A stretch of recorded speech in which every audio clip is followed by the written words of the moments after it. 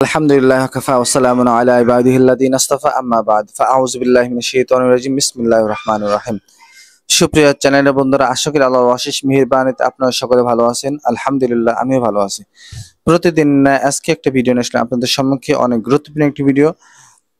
আজকে ভিডিওতে যে বিষয় নিয়ে কথা বলবো সেই বিষয়টি হলো বিচ্ছেদ ঘটানোর তাবিজ বা তদবির।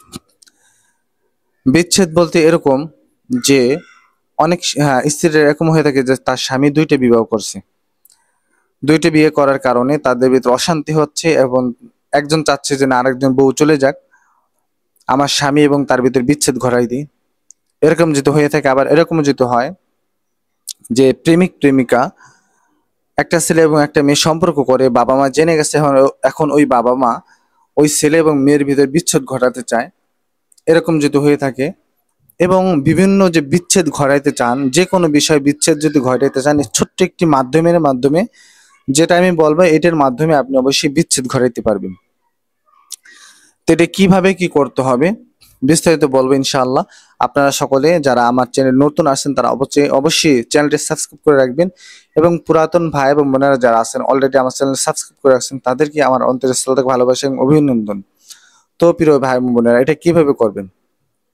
এটা করার জন্য আপনার মাটির নিচে অথবা মাটির উপরে যেই প্রাণীগুলা থাকে, মাটির নিচে যেরকম কেউছে থাকে,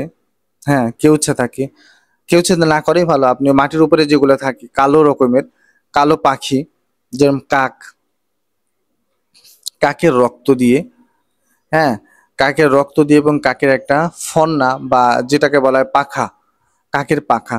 বা অথচ আপনি এটাও করতে পারেন যে আকাশে ওড়ে, মাটির উপর দিয়ে যে ওড়ে ফড়িং বা পোকা যেগুলোর পাখা বড় বড় হয়ে থাকে, এই পাখাগুলো আপনার সংগ্রহ করতে হবে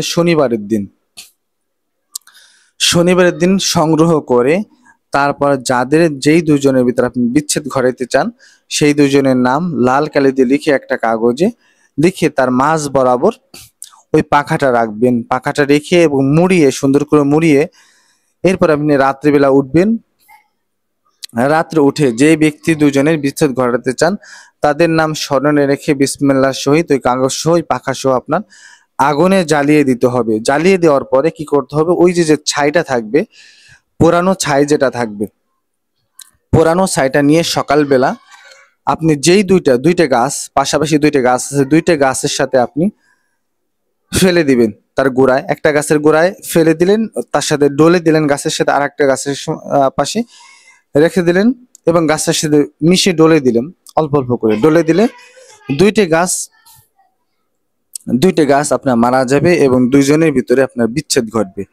এই ছোট্ট একটি মাধ্যমের ভিতরে আপনি যে কোনো বিচ্ছেদ ঘটাইতে পারবেন ইনশাআল্লাহ। এটা প্রয়োজনীয় অনেক আপু ভাইয়ের দরকার, তার জন্য এইটা ভিডিওটা দেওয়া। তো সকলে এইটা আমল করবেন, যেভাবে বললাম সেভাবে করবেন এবং আপনাদের প্রয়োজনীয় যদি তদবির, তাবিজ, দোয়া ইত্যাদি লাগে তাহলে অবশ্যই আপনারা কমেন্টে জানাবেন।